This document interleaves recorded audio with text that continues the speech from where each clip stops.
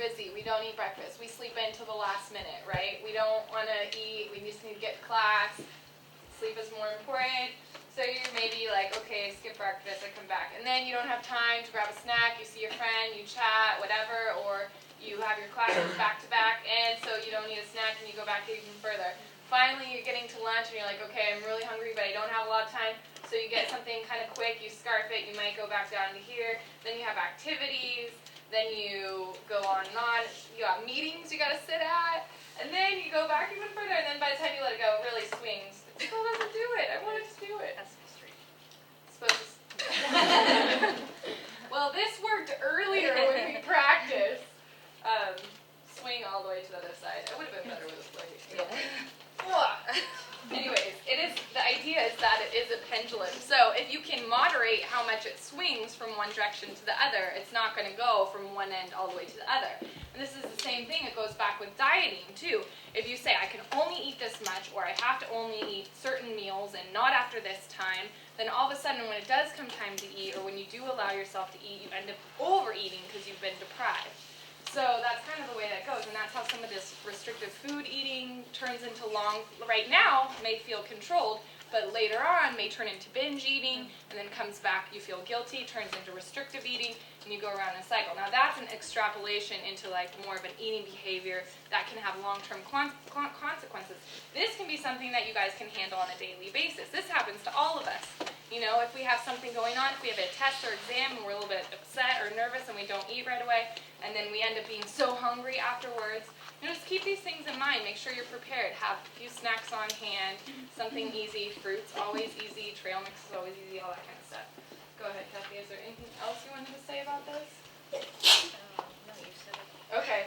The other thing I was just going to say about this is we get so much external input throughout the day. We don't always listen to ourselves. So what do we really need? And this is just body awareness. You know, you had to pee. Would you sit there and just say, no, I'm not going to pee, I'm not going to pee, I'm not going to pee, like all day until you finally like exploded? At some point, you're going to have to get up and pee. And although we do have a little bit of control on that, it's basically we recognize that as a signal from our body. Okay, I need to go to the bathroom now. I need to go take care of myself.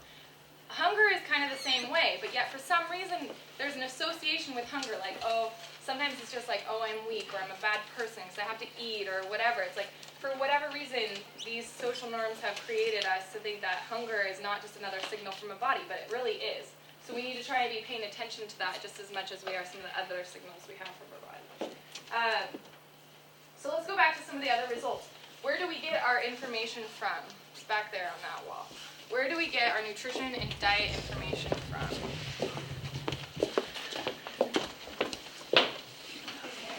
What do we got? We got internet. My mom.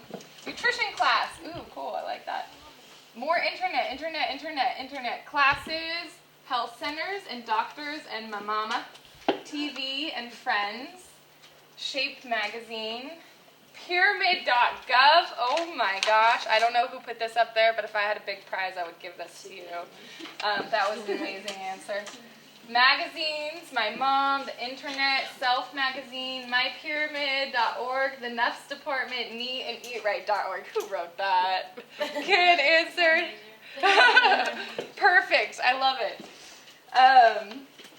Magazines. Which magazines? That's the thing I wanted to know, because there's some magazines that do offer some good stuff. Some magazines actually have a qualified registered dietitian who writes the articles. Some magazines don't. Some magazines have some random guy who's just a journalist who collected some information and threw something together. Some of that can be good. Some of it you just need to read through a lens of critical thinking. Friends, magazines, friends, Hollywood diet experts. Oh, I love that too. Jenna and Aaron. Books, the media, magazines.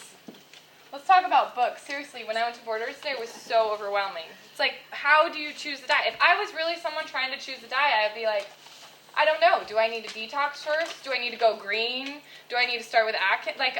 How do you know? It's so crazy out there. It's like, it's so many diets, and you have to understand that that is a huge industry. Does anybody know how much money the diet industry makes every year? And we're talking like every printed diet book, anything that celebrities endorse, that was one I was actually explaining up here. Whoops, sorry. Celebrities are endorsing lots of diets. Let's talk about Oprah. How many diets has Oprah endorsed? And how many has she stuck with? None. Exactly. She's one of the typical examples of yo-yo dieters, right? It's like, okay, the new hot, fresh diet. Sweet, I'm out there, I got it. I'm endorsing it, doing well, but it's not sustainable. She can't hang on to it, you know? And then she goes on, she's like, okay, I'm over that. And then she gets back to her regular old patterns, and then she starts gaining weight, then she gets unhappy again, and then she starts a new diet trend. She got a new trainer or a new whoever, and it's just like ongoing. But what happens is, and I'm going to come back over here with this. This is what we call yo-yo dieting. What happens is, over time, let's say you start down here, and you're at this weight, whatever it may be, and you feel like you're at an unhealthy body weight, and you want to lose weight, so you try a diet. And it may work for a little bit, and so you kind of go down a little bit,